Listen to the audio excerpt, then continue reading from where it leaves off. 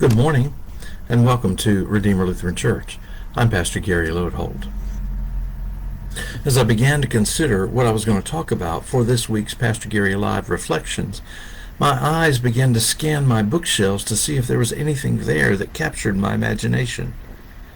Suddenly, I saw a book my mother had given me several years ago. She was quite taken with it and told me I should read it. Well, I'm sure I took it graciously, but inwardly I was probably rolling my eyes.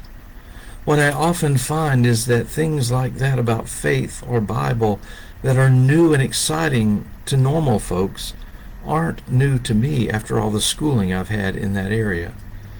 So I took the book and I put it on my shelf and promptly forgot about it. I certainly never read it. But this past week I was looking for a topic for the week and my eyes fell on this book and I took it down. The title is Unexpected Teachings of Jesus, and it's by Reverend John Coleman. I thought, I wonder what unexpected teachings he talks about and what his take is on those. Pretty quickly I found things that might be interesting for us to talk about this week. So a good bit of what I'll share will either come from his book or be summarized from his book. And today we want to start with the chapter he calls Leaving the Catch Behind. In the first chapter of his book, Coleman begins by looking at Luke 5, 1 through 11.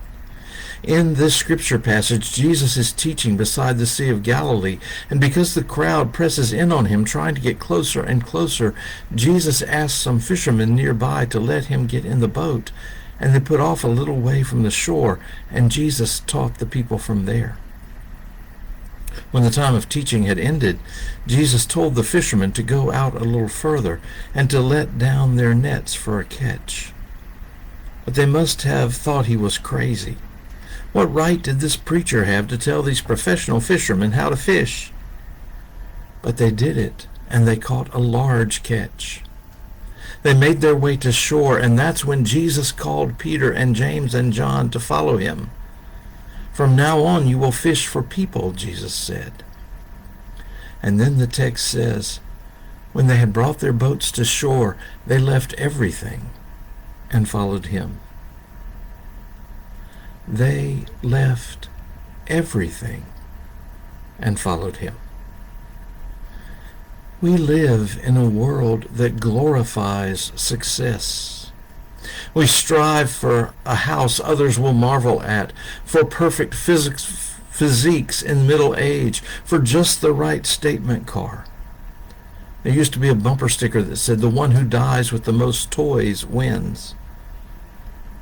Coleman writes, what Simon, Peter, James, and John did was like forgetting to pick up their lottery check. They left their great, big, impossible, extravagant gift flopping around on the beach and walked off after Jesus because they sensed in him a quality that transcends the material. And that's the point. Luke's version of the catch story would have us love and follow the one from whom extravagance flows more than the raw matter of extravagance. As he wraps up the point, Coleman then says, does this mean that lottery winners ought to tear up their checks? I sure wouldn't. I love Jesus, but I'm not stupid.